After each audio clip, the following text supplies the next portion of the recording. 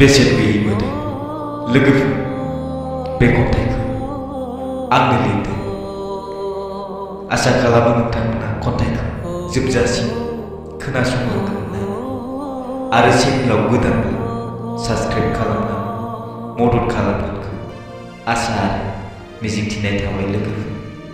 अब्ला खन्थाइखौ जागायनोसै।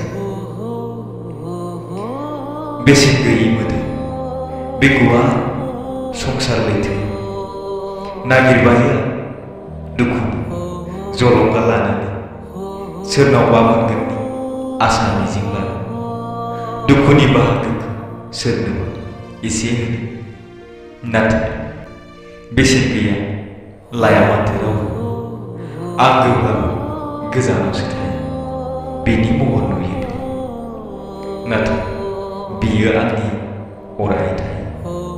सोर मा मिथिनो आंनि गोरबोनि दुखुनि मोदै खिन्थागौमोन आं दुखुआबो जुदि सोदोब थानाय नंला जानांगौ बयबो खोनागौ सुखुनि आबिरा जेरै गाबसारबावो बेबायदिनो दुखुनि मोन्दांथिखौ नुसारगौ लोगोफोर।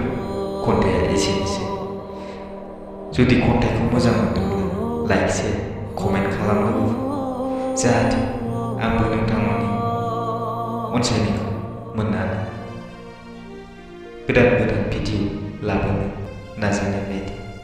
अब्ला गोजोन्थों लोगोफोर। Please subscribe.